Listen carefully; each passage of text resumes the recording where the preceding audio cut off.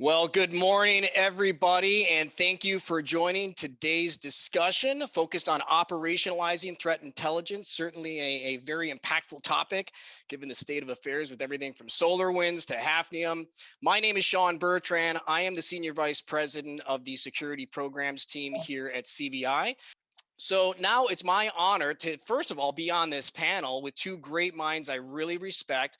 Dan and Josh, would you guys mind giving yourself an introduction? Great. Thanks, Sean. And good morning, everyone. Thanks for spending time with us. The VP of Systems Engineering here at CBI. Yeah. So thanks, guys. Josh Burgess. I lead the technical side of the threat advisor team at CrowdStrike. So my job is basically, focusing on helping people operationalize intel.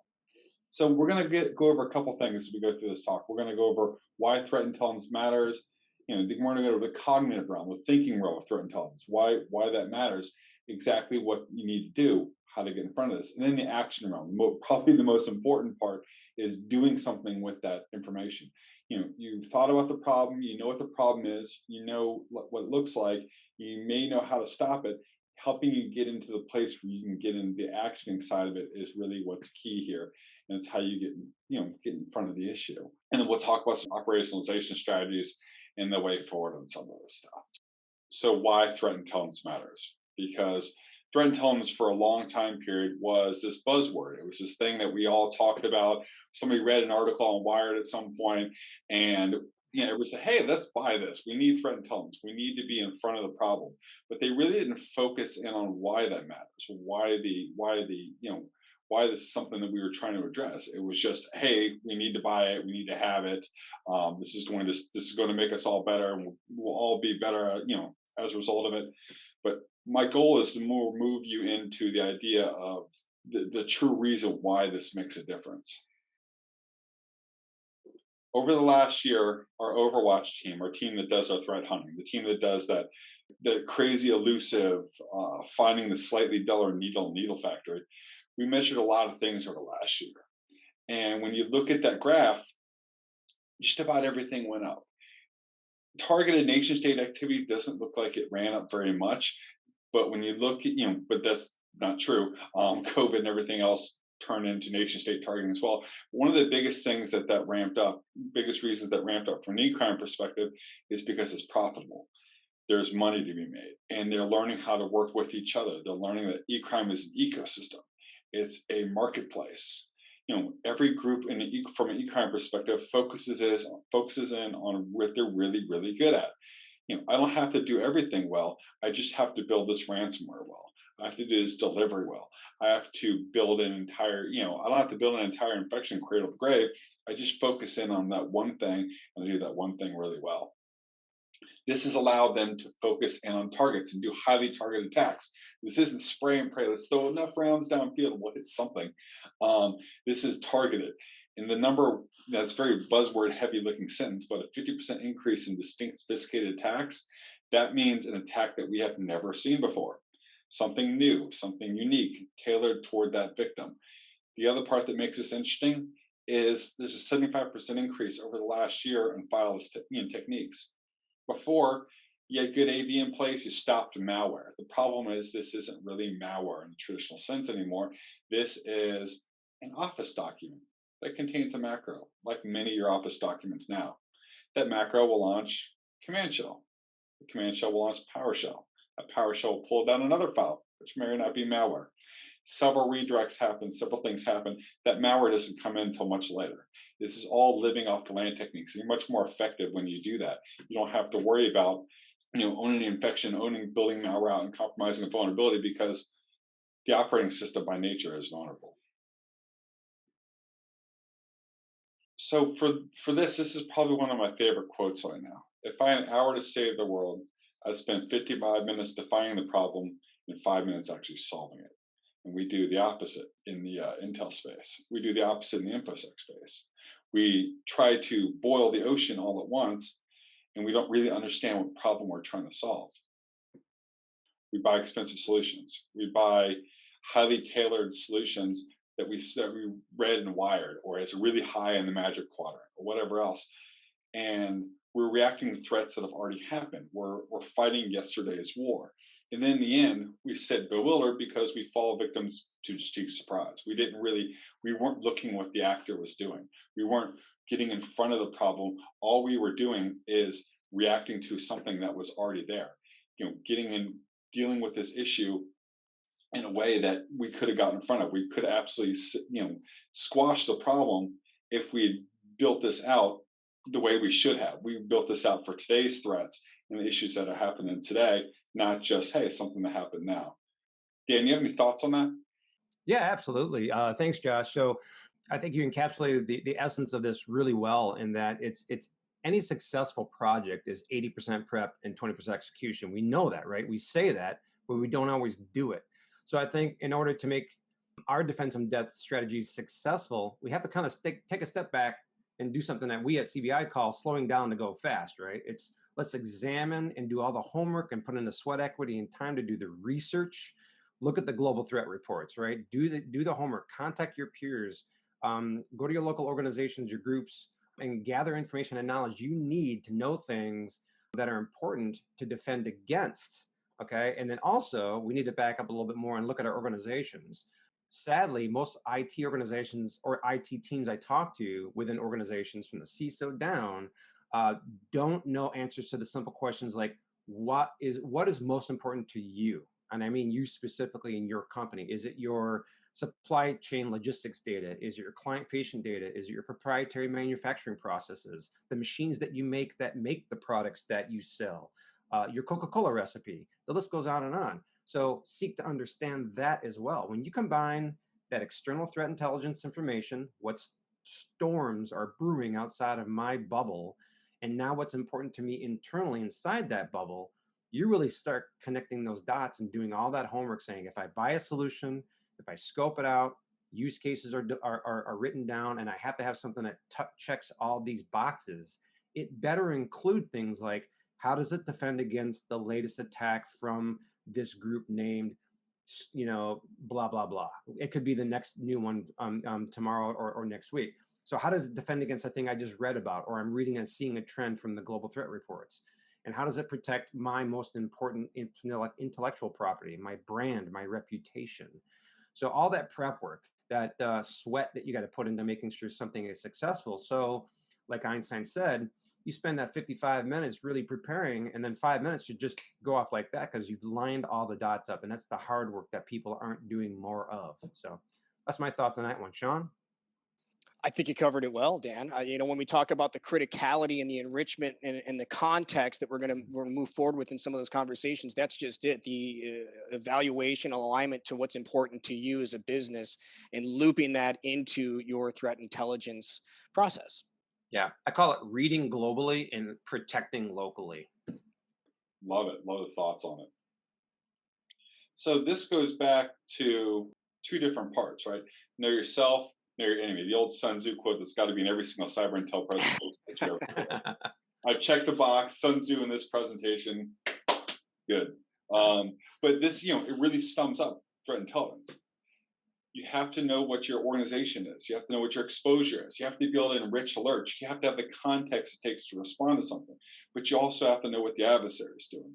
You also know how this actor is exploiting this functionality in Windows, or this vulnerability, or this technique. Here's the register keys they hit. Knowing all of that allows you to be better protected and allows you to move from, hey, look, I saw this, this attacker hit this major retail organization. I do this retail. I can learn from that. And when you learn from that, this is how you get in front of it. A great analogy to that is sports, pro sports, football, basketball, baseball, soccer, hockey, pick it. Doesn't matter what it is. The head coach of that team, if they want to go to the Super Bowl or Stanley Cup or the World Series or whatever else, they have to know what their team's really good at, what their team's really bad at, what their opponent's good at, and what their opponent's bad at. You don't get into championships without having that information. It's just impossible. Sean, if you had some thoughts on that. Great sports analogy. Fantastic job inserting the sports analogy in.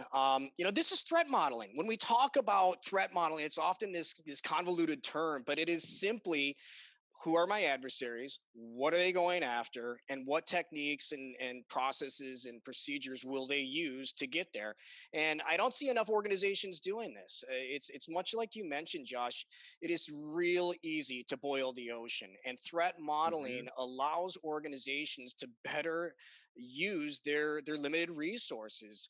And what we're talking about here, again, we don't need to over engineer it. The MITRE attack framework is a great step for organizations to take some preliminary threat modeling exercises.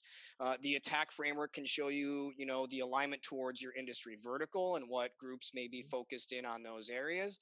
It can help identify those threat actors and those, APT groups. And more importantly, it can dig into the TTPs that are associated with those threat actors. So now, instead of, when you look at like MITRE attack, it's a lot, right? So Yeah. there are 300 different things to look at. Instead of trying to boil the ocean on those 300, when you have the better sense with this threat modeling, now you can say, I'm looking at this instead of this. Mhm. It's a lot more effective use of your time, money, and resources. Yeah.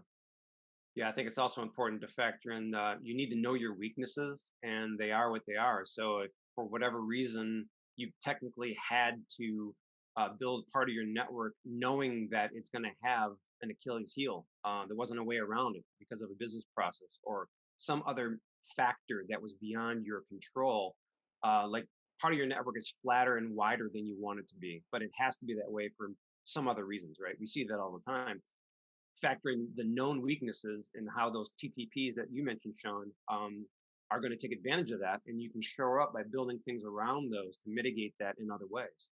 And I think, to kind of dovetail at the end of that, it's a great, like you say, in my tech framework, it can be nauseating, right? There's so many categories and there's so many things to look at, but you don't have to do that. Like, you don't have to see the entire thing. You just have to know how that affects you. You have to model the threats exactly towards what you're dealing with. The bad guys are doing it. We need to do it as well. The bad guys know Yeah. what you're really good at. They know what you're really bad at. They know what they're really good at. They know what they're really bad at. Great piece of evidence for that is how much money they're making. There's an Hmm. indictment put out by the Belarusian MBD on actors we attribute to Pinchy Spider. They operate ransomware as a service. They track them back to $2 billion US, not Belarusian dollars because that's not much. 2 billion US that they made over the last 3 years. This Hmm. problem's not going away anytime soon. Yeah. It's going to continue being an issue. Remember actually reading part of that and some other supporting documentation that indicated in some cases the amount of money that Pinchy Spider, for example, with GanCrab and actually, doing their malware for hire, selling that to the other groups makes more money in some cases, generates more revenue for organizations like Pinchy Spider than the actual malware attack against the actual end users. It's it's an entire industry. Oh yeah, and and the golden rule, and if there's one rule that you cannot break as an e-crime actor, is never target a Russian in Russia. As long as you don't do that, you're fine. The great piece of evidence for that was the indictment that was put out for Maxim Yakubits and Igor Toledashev. There's actually pictures in the indictment of him standing next to his brand new, highly modified Lamborghini Huracan downtown the streets of Moscow, chatting it up with the police officer with the license plate that says "Vor" or thief in Russian. Like, the problem's not going away. They're making money. There's no consequences for their actions. They know who you are. They know what you're good at, what you're bad at. They know what they're good at bad. We need to be in front of that. Yeah. Hey, Sean, extra credit if you could pronounce Maxim's middle name. Oh, no, thank you. I'm not even going there. Closest I've come is Viktorovich. I am probably murdering him. That's pretty solid. So, getting into the cognitive realm of threat intelligence, the actual thinking part of it, virtually every conflict, whether the conflict is cyber, kinetic war, or an old school fist fight, everything is all really done when you understand what you're getting into and you're able to prepare for that and you have a strategy for it and you execute against that. So, three pieces: mind, body, and action. Understand understand what your strategy is. We were talking about this earlier. Threat modeling. Understand exactly what you're trying to protect against. Have the right processes, the right tools, the right people, everything in place to execute against that. and then have a plan where you're actually going to do that. And that's where I see a lot of groups fail. Like we draw this up on paper and we don't really execute on that plan. The analogy, obviously, analogies being sports match, which I already brought up, but same thing with fist fights, right? If you go into a boxing match, or you go into an old school street ball, and you don't know exactly how your opponent, his left hook is pretty solid, and he's weak on his right side. If you didn't build your body up to be able to make it through that fight, and you're not prepared for it, and you're not able to execute on it, you lose. Same thing with war. Every war is fought in logistics. It doesn't matter necessarily who has the biggest who has the biggest guns, or who has, I was Air Force, right? The best fighter jets. It's all built on knowing exactly who your adversary is, or who you're in conflict with is, taking the tools that you need and then executing against that plan. The thing that kind of, I don't want to say it doesn't counter that, but adds challenge to those statements is no plan survives contact with the enemy. So that's why we say things like layered defense in depth. And I think you nailed it, Josh, earlier when you said the threat intelligence that we gather needs to be aligned with or paired with what's important to our organization. And that includes everything I mentioned earlier, and our industry that we're in, specifically what we do, what we make, what's important to us, everything else. So all these layers start to kind of come together and make more sense as we get more deeper into this topic. Yeah, love it. And it's what it goes back to one of my favorite quotes. I think Mike Tyson, and I'm gonna butcher this one. Your best laid game plan lasts as long as they don't nail that first shot to your head. Yeah. Everybody has a plan until you get punched in the mouth. That's the one. That's the one. Thank you. Keeping me honest with that. Poetry. So applying this concept of cyber threat intel, know yourself, know what industry you're in. Attackers, specifically actors like Wizard Spider, and we all read about the Ryuk infections in healthcare. They like to do things in waves. Everybody trumped this up into something that really wasn't in a lot of cases, because while Ryuk ransomware was targeting healthcare heavily for a little bit, it's just part of their campaign.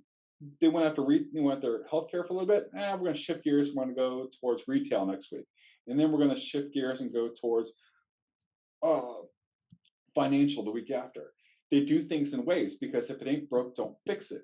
If I do one thing one way and it works, I'm going to keep doing it and keep doing it and keep doing it until it no longer works, and then I'll shift gears and go up to a different vertical. Know what your assets are. Know exactly what your exposure is. I have never, and you guys can chime in if I'm wrong, never seen a network diagram that was 100% accurate and up to date. It's a struggle. You have to be able to know what your assets are, what shadow IT stood up, and make sure you're protected against that. Mm-hmm. Have the right people in place. This is we can try to buy security. We do this a lot. I was saying earlier, we try to buy security. Have good people and have them trained. Make sure they understand exactly what the latest threats are, and they know how to combat it. Now, obviously the other things have people have the processes and technology in place. There are good tools. There are some not so good tools. Make sure your people have the process and understanding how to execute those. And then tactical, psychological, understand what the attacks are looking like, have the right technical indicators in place from the adversary, from actual attacks and telemetry. And then the adversary side of it, this is something I see a lot of organizations miss. When you look at knowing the adversary, knowing TTPs is important. Knowing what registry keys they like to write to, or what APIs they call for their crypto, that's all important. But understanding the motive behind why they're doing what they're doing drives everything. Everybody has a collection requirement. They collect data to satisfy a requirement. The data they want is money, or the data they want is financial information. When you understand that and understand what's driving them, or nation state actors, you understand why I'm getting targeted by Putin and friends, or why Xi Jinping's on my network. When you understand what their national goals are, everything else falls into place. All the capabilities, the infrastructure, and the TTPs, all those things come next. It's a great example. We'll talk about Hafnium later, but Hafnium was a great example where we saw what, 30, 50,000, Mhm. machines organizations exploited. And understanding just that, Josh, was so important to many people. How big is the target on my back? Okay, I've got a web shell. I saw some signs of exploitation. I know that these nation state actors are now going to have to pilfer through these machines to figure out what's important. Where do I rank? Am I a defense contracting company? Or am I selling bananas with my retail e-commerce shop on the side of the road, right? Mhm. And you take a different direction based on that alone, right? You can now better, gain efficiencies on that response that you wouldn't normally be able to do had you not gone through these measures. I would add also to keep in mind, add a little hubris to this in that it's not always about you. And by that, I mean, think about what you can enable them to do through you to someone else. So are you part of a supply chain? And if so, have you examined it thoroughly? Do you talk with your supply chain partners above and below you? We know all the stereotypical kind of exploits that we all bring up all the time about how they got in through some sort of supply chain. They didn't want that person. They wanted what they could get through that person. So it's bigger than sometimes just you. So you got to think about those types of things, and they have to be thinking about it in the other direction. So think about that as well. On top of what Sean and Josh are bringing up is what I would add. Yeah, that's all. And that's it's a fantastic point. And that's where I see a lot of organizations start to understand now, because that's what we saw with the big incident back in December, as well as the exchange vulnerability now. Like I could Mhm. have the highest walls and the biggest towers, and I can have all the archers, and everybody's protecting my castle. But when they already let them in the door, anyways, Mhm. so there's only so much I could do. And it goes back to, like, in the end, there's still an attacker, right? There's still somebody who's going to be hands on keyboard, who's doing what they're doing. And if you could pick up on that and you can detect it and you know what that looks like, that's how you get in front of some of this, Yeah. how you can react to it effectively. Yeah. I love the castle analogy because it supports what I said earlier is you built your castle, but you outsourced the drawbridge to a third party who falls asleep on the job and left the drawbridge down. It's like, what are we paying these guys for? So your castle's beautiful, but the front door is wide open from Yeah. someone else. In this next part, I'm going to actually talk about how to apply some of these things, how to take and Hmm. actually action some of the information that we're talking about, not just a high level cognitive level, but getting into focusing on intel in specific areas. I'm going to touch on this briefly, and I'm going to pass this over to Dan. What you're looking at is my analogy for tactical, operational, strategic. I break it down into three parts because I used to race motorcycles for a long time, and everything for me is about racing. So it's easy for me to to draw the analogy. The tactical team is your team that could automate things. The team that could take those low hanging fruits down, that could be done from an automated perspective. Do it once, build it out, and it's good to go. Your operational team also benefits from threat intel. That's your threat hunters, your SOC, your vulnerability management, all these guys who basically action this data. And then one area I see a lot of organizations they're focused on is make sure you have leadership buy-in.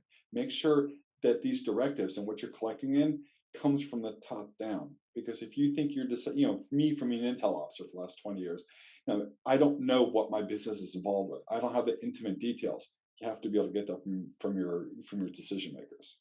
Yeah, so Sean and I have been working together for about 18 years, and we know that the most successful organizations, and Sean, chime in on this one, the ones that we find that are the most successful, that have a security-minded culture, that have the fewest incidents, or when they do, they get back up again quickly, or they can respond fastly, quicker than most, are the ones that actually have a culture that is driven from the top down, from the executive suite. They get it, they invest in it, and everything works a little bit easier in those types of organizations versus the flip of that where the IT people, I'll call them, all the people who are in charge from the operational and tactical groups that you see here are constantly fighting to get mind share and agreement from executive teams to invest in the security of their organizations. Would you agree with that one, Sean? I mean, it's kind of a softball, I know, but. Yeah, no, I agree. And I think when you talk about how do stakeholders benefit from threat intelligence and Mhm. in the situations and examples where I've seen it work well is where that data can be leveraged from a KPI and from a metrics perspective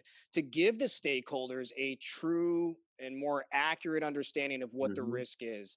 I hate seeing when we talk to committees or boards when somebody brings in a bunch of vulnerability puke, right? They do some Yeah. vulnerability scans and we've got 10,000 critical vulnerabilities.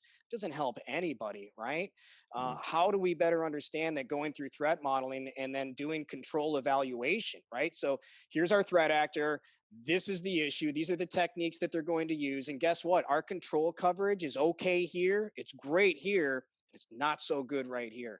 Now the stakeholders have a better understanding of what needs to be done to align towards these more probable attack Mhm. scenarios. 100%, Sean.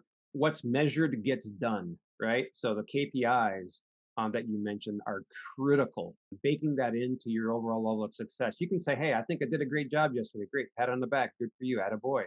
But when you start putting KPIs and things that are measurable and achievable goals that you did to mitigate certain threats in realistic ways for your company, in your industry, with the threat intelligence factored into all of it, now we're moving the needle. Now we're making a real world difference. We're able to better defend off on attacks that look like this, okay, or have these specific attributes or tendencies or threat vectors. Those are the things you need to start thinking about as well. So yeah, great point, Sean. Yeah, and I This like to slide for me. Go ahead.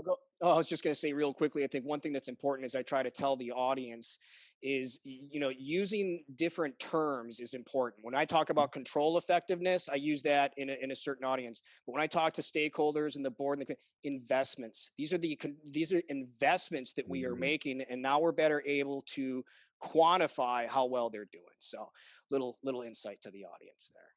No, yeah, you just stole my words out of my mouth there. Basically, is these are buckets. Basically, just understand that everybody digests information in different ways, and you got to use the right vernacular and terminology to get them to understand them. So yeah, great point, Sean. That's definitely something I've learned. I've learned a lot as well. I'll never forget. It was quite a few years ago at this point. I helped a defense industrial base organization that was separating from its parent company, and we built a SOC from the ground up in about 6 months. And it's all unicorns and rainbows. Everybody's like, "Oh, that's amazing! I can't believe you did it." There's literally a server room with some dusty chairs on it. That was literally the entire thing. That was great, and that worked for a little while. And I could say, hey, look, we, these, from the stuff we installed, we blocked this many alerts, and we blocked this many port scans, and we investigated this many things. But it really never mattered. Like it was cool for a little bit, and everybody's like, "Oh, good job, Josh. That's awesome." But until I actually related that threat back to something that resonated with them, this attack that we blocked is attributed back to Wizard Spider's Ryuk ransomware. And they have made $100 million in 2018, literally. 2019, excuse me. Now there is an actual tangible number that goes along with that. And we can protect against them here. We're not so great here, but we should be better here. Like you guys said, it's making sure that's tailored toward, knowing exactly what the threat is, and your executives and your leadership know what the importance of not doing that is. Hmm. Absolutely. From a tactical perspective, enrich everything. It's really what's king here.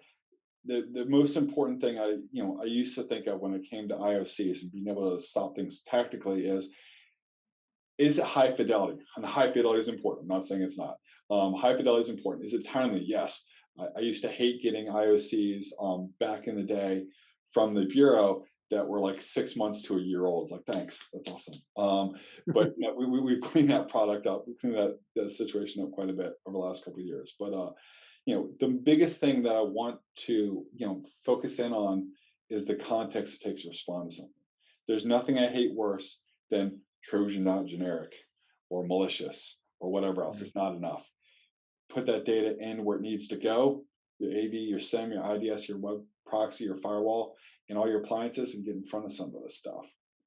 Sean, Mhm. what's your thoughts? My thoughts are just exactly that, Josh. And I think we use Hafnium as a good example here, right? I mean, that was really impactful. I mean, one of the most impactful threats that we've seen, and we will continue to see unfold here, I'm sure, through the next few months, maybe years.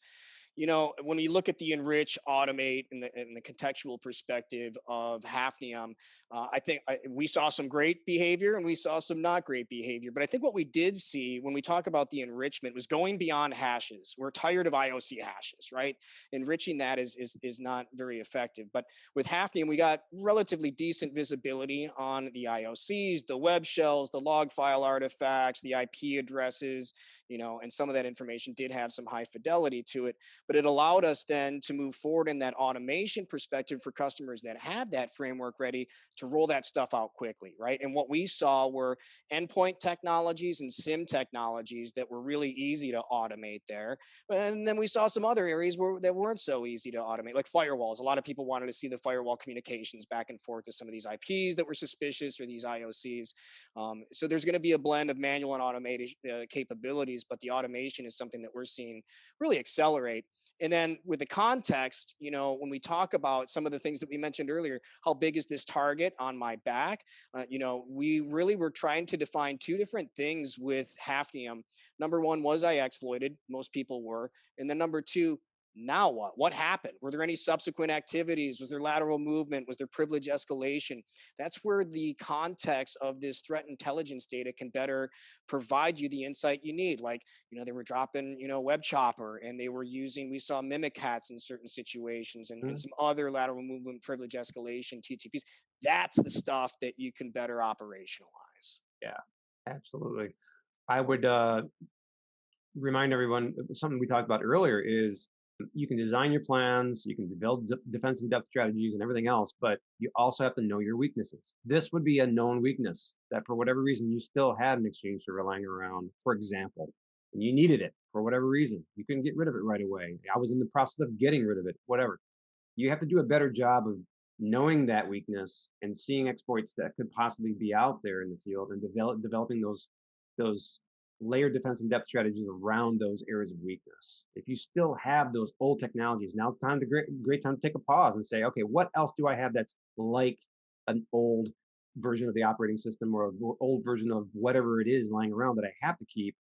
Give it a date to get rid of it and work towards that date to, work with your vendors and your suppliers or whatever you got to do to truly either shore up defense around it or get rid of it, because that's a liability. Time is the thing that kills us most in this industry. If you go to stand in front of, in the middle of a 6-lane freeway for 2 seconds, chance of getting hit is low. Still wouldn't want to do it, but it's low. If you go stand in that same spot for 4 hours straight, you're gonna get hit eventually. So time works against you in this industry. Just know that. And that's all I would add on the context side. I think also one thing to factor in is we don't see probably enough is asset criticality, right, in Mm, regards to context. How important is this asset? We saw a lot of law firms with Hafnium that have to run exchange. They don't have a choice. Their clients yeah, don't want this sensitive data out there, and many of them exactly. realized that was a mission critical asset. So upon exploitation, upon insight, they took immediate action, and they knew that they could take that prioritized approach versus maybe the fantasy football server that might be sitting out there that might not have that impact. Right. Now, great point. So having a unified view is, really king here. Having one single place where you're managing, the entire landscape, everything from your vulnerability management to your intelligence team to your SOC, making sure they have one place where all this data goes, and they have the data and the information that helps them do their job. Um, Me reporting on a bunch of vulnerabilities that are academia only and are never going to get exploited, and putting my vulnerability management team in the wrong place is really it's a waste of time. And then also giving your IR team, your threat hunter team, the information they need to be able to find the bad stuff. Where's these registry keys? What DLL is a side load into? All the different information that they need so they can be better at their jobs, and everybody looks better at the end. Dan, what's your thoughts on that? Yeah, I would add that having run and been part of a SOC before and seen many, many of them over the years, that it's a toolbox, and your tools will only let you down when you don't take good care of them and they're not sharp anymore. So I would also add that education of your SOC teams, your level 1, 2, 3 analysts, your threat hunters, incident responders, all of them need to be obsessed with threat reports and being involved in their communities and knowing what's out there and staying on top of it. It's a full-time job and it's relentless. Trust me and Sean when we tell you, it's never off. It's always there. You're constantly reading and learning and trying to figure out what's going on in the outside world. So don't live in a bubble, and bring that information in and share it immediately, consistently, all the time with the entire team, because they're only as good as the information they're fed, and the tool is only as good as it is maintained or kept sharp. So I would add that to this mix to enhance the effectiveness of that through the eyes of using external threat intelligence and operationalizing it and converting it into actual. This is literally a SOC. I can't think of a better example of converting threat intelligence into operational steps or tasks. It directly rubber hits the road in that SOC. I don't know, Sean?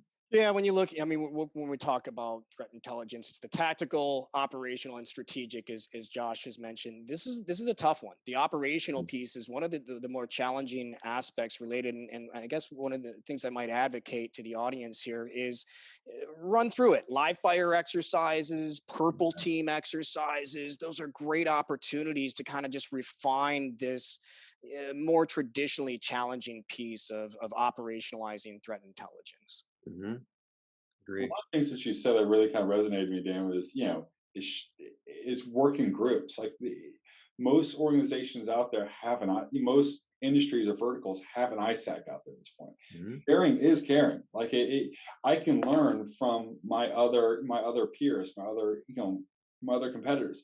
You don't gain a competitive advantage by keeping all the information yourself. And there are other groups out there willing to share. Utilize that. I'll never forget when I first joined the intelligence community years ago.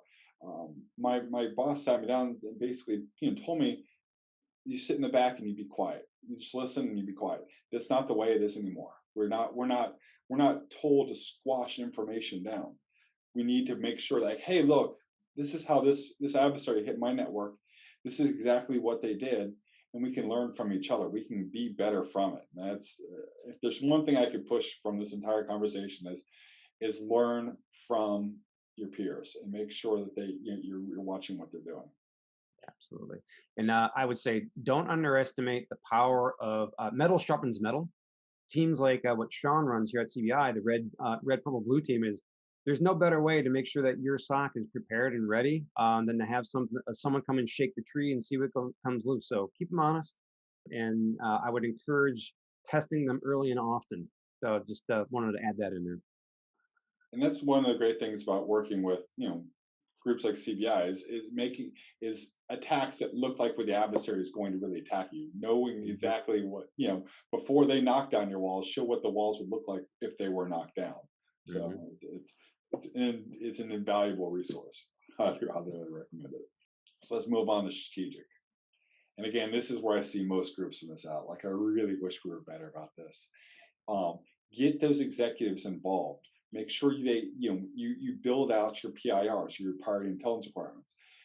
We all collect data for a reason. I was saying this before. Russia collects information on potential conflicts with Ukraine. China, all their separatist region, the Uyghurs, the Tibetans, the Falun Gongs, all the different separatist groups. We need to collect information as well from our executives so we know what it is we're trying to protect. We can't build those collection requirements if we don't know what our business is. We don't know what they're involved with. We don't know where the crown jewels are. We don't know what makes us money. The other part that was a big eye opener for me with that SOC I was talking about introducing was budgets are finite. Like there is only so much amount of money. If you're not protecting your organization, that budget might not be yours next year. You have to make sure that what they're going to spend on, their business stays alive, and you can continue to get funded in your side of the realm. Yeah, this is the biggest opportunity for individuals or audience members that may be struggling to get that stakeholder support. I have seen a revolutionary change, transformational in some cases, in the support from the stakeholders as a result of providing them this more strategic opportunity to evaluate risk. We have a much more concentrated focus on what our real threats are. We have a much more better understanding of the effectiveness of our controls and our gaps. And it really gives the executives more meaningful data to make the proper business decisions on. And what I find is when we give this more accurate view to these representatives, the support changes and we really drill in, especially using something as predictive as ransomware. Ransomware resonates at that level. They understand it, they're reading about it. Now let's contextualize it. Let's understand what the risk is, our gaps, and everything else in between. And I've seen that really help change the support perspective in a major way. Not much to add what you guys just said there, but to go back to something I said earlier is the more effective organizations are the ones that either have a CISO or a technical person at the table, and the executive team listens to and understands them. And it's more than just IT. You're involving legal and finance and other departments in the organization to either if just be informed about what's going on or take an active role, depending on your industry and how your organization works. But it isn't just IT anymore. We can't operate that way anymore. We have to be strategic, which in this case is going to include all these groups and more. Give one example. If you ever have tried to deploy an identity access management program or a DLP program, you'll know what I mean. It involves everybody. So that's just a couple examples of what I'm talking about there. All right, well, Dan, I believe you are the moderator of our Q&A portion here. Yes, absolutely. All right. So we do have a few questions that have come in. We've got a couple for Josh first. We'll start off as the gracious host here. How does CrowdStrike come up with these names for adversaries? And I'm curious about why Iran is called Kitten. Well, so let me explain it for those that don't know. Probably one of the most famous things at CrowdStrike is our avatars or our adversaries. All nation state actors we track as animals. So obvious ones: Russia, bear; China, panda; Iran. We're trying to come up with a name for Iran back in 2011. Back in 2011, Iran's nation state attack capability from a cyber perspective wasn't very good. So we're trying, what's an animal for Iran? Oh, Persian cat. What's an immature cat? A kitten. So the running joke around the office forever was cute kitten. You're trying to hack. That's adorable. It kind of grew up now, so we might have to change it back over to cat. But that's where that name comes from. A couple other actors we track, all North Korean actors we track as Chalima. We tried to think of a name of a famous animal from North Korea. We had to Google that one, obviously. And their national animal is a Chalimo, basically a mythical winged horse or a Pegasus unicorn without the horn. How North Korean of them that their national animal is a unicorn. So that's what we came from. And then all e-crime actors are spiders, and all hacktivist actors are jackals. So next time you're at RSA or Black Hat or whatever else, come by our booth, get your own adversary T-shirts, and get to see all the crazy artist work that we do. I love the stickers, just saying. Love the stickers. Yeah, I'm a big fan of those too as well. It's very cool. I actually had a chance to meet the artist who was an employee there. Talk to him for a little bit and see some of his other work. It's actually really good. Mike and sort of like he was one of the original people at CrowdStrike. He's fantastic at what he does. Absolutely. Yeah, good guy, Renaissance guy. Sean, sorting through threat data can be very overwhelming for me. What would you recommend as a first step? Sorting through threat intel data can be overwhelming. Yes, I think a good first step is aggregation. You are getting threat intelligence from all sorts of different places: ISAC, CVEs, mailing lists, Twitter, commercial products, Reddit. Yes, I said Reddit. Reddit is becoming a 0-day type kind of medium for getting some threat intel real quickly. So you got all this stuff, right? How do you aggregate it? Well, there's some great commercial tools out there that will help you. CrowdStrike is a phenomenal tool overall on the endpoint side. I mean, I'll tell you this much: when my red team knows that we're dealing up against a CrowdStrike environment, they're not very happy.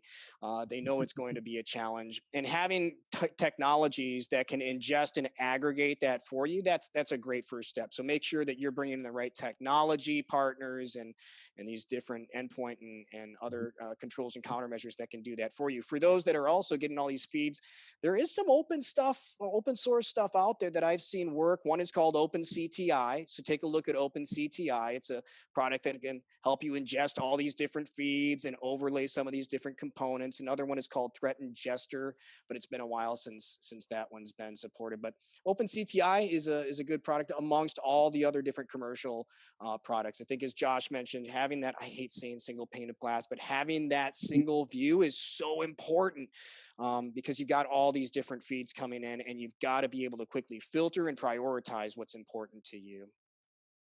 That's great, Sean. That was lots of great relevant information and some things you can take back and do some homework on. I think there's some things in your answer for everybody, right? So not everybody has the luxury of a larger IT spend or budget these days, especially these days. And we got some a mid-sized market organizations on the call with us here today. So we're looking for options with cost in mind, always with cost in mind, right? So those are great opportunities or options to go look. Some of those are free. So yeah, go out there and start there. I would add that keep in mind to kind of shrink your world a bit in that aperture, which can feel overwhelming. Remember what we were talking about in the very first 3 or 4 slides. Know your industry, know your goals, objectives, your visions, the things that are important to you, and that will like kind of narrow down the types of threat intel you're looking for. Go by industry, for example. Sometimes you can actually get it down to one vein that, and then expand out over time, of course. But you got to start somewhere, and it can be overwhelming for sure. But call us, call me, Sean, Josh. You don't have to go it alone. It takes a tribe to get this done for sure. Josh, anything to add on that one? Any places to start with starting your journey on threat intelligence? So, it's funny. I get asked every now and then. So, what's the best security control? What do I do once I have all the intel in place? And my first answer is always a cop out. It's train your people, and it's the reality, right? I could have all the best. I could have the best firewall, the best web gateway, the best proxy, whatever else in between, best endpoint. But if my first line, if my admins and my HR and my engineers know what these attacks look like, what these phishing attempts look like, what bad behavior looks like, then that's a great way to stop it before you even have to really spend money. Training people, there is some cost associated with it, but it's not as nearly as expensive as paying, the actors behind paying Maximum Cubits $25 million because he locked your stuff down. When you train your people to know what these attacks look like, you can really get in front of this for a lot cheaper than what it costs. Yeah, for me, the one of those vital controls you were talking about. For me, it's all about asset enumeration. And assets is a very big word. Big word there. I'll define it here in just a second. But your data assets, your actual physical assets. You can't protect things if you don't know they exist. Know what you have in your own house. Most organizations, you got to start off with that, or at least that's got to be in your top 3 or 4 controls. Is knowing what you have. And I'm talking about data now as an asset, the most important asset. So know where all your data is, what type, how old, who has access to it, how they get that access. So for me, it's all about asset classification, enumeration, location, and consolidation. Make sure you shrink, your footprint shouldn't be any bigger than it needs to be. But it all starts about knowing what you have connected on your network, both virtually and physically. So that's one of the control areas, I'll call it, that come up that are important for me. I don't know, Sean, do you have any thoughts on that one? No, I think you guys covered it well there. I think you covered it well. Do we have any other questions, Dan? One last one, but actually kind of covered a little bit in your question, Sean, was how do we decide which intelligence sources are most relevant to our business? We talked about industry relevance. We talked about Sean's response with OpenCTI and ISAC, the threat intel sources that are out there, Reddit and such. So I think we covered that one pretty well. I know we're coming up on time. Yeah, well, I'll add real quickly to that. When you talk about the relevance of what intel sources are going to be important to you, I think the threat modeling needs to come first, right? What is it that we are looking to protect, right? If it's ransomware, then there's going to be certain places you're going to want to go and look at, more refined and rich data that can give you the insight that you need. So first, I think establishing that understanding, that threat modeling exercise, and then determining and aligning which intelligence sources are best for you is a good first step. Anything to add there, Josh? No, I think you covered down pretty good. I mean, different intelligence vendors have different viewpoints, right? CrowdStrike, we set an endpoints. We collect 400, or I think we're almost at 500 different endpoint transactions on the sensor network we monitor. It's 5 trillion events per week. We get more events in a week than Twitter and Facebook do in a year. We're really great at seeing endpoint. Our visibility over network, isn't always going to be the best. So work with, other vendors that can kind of help you bridge all the information. We have great capabilities from an intelligence source perspective, but there are always gaps, right? So make sure you understand the whole side of it. Yeah, most certainly. Well, great Q&A discussion. I think that Yeah. wraps up the questions for today. Josh, Dan, thank you so much. Always appreciate your insight. On behalf of CBI and CrowdStrike, to the audience, thank you for your time. We hope you found this session to be informative. We look forward to seeing you at our next event. Take care, be safe, have a great day.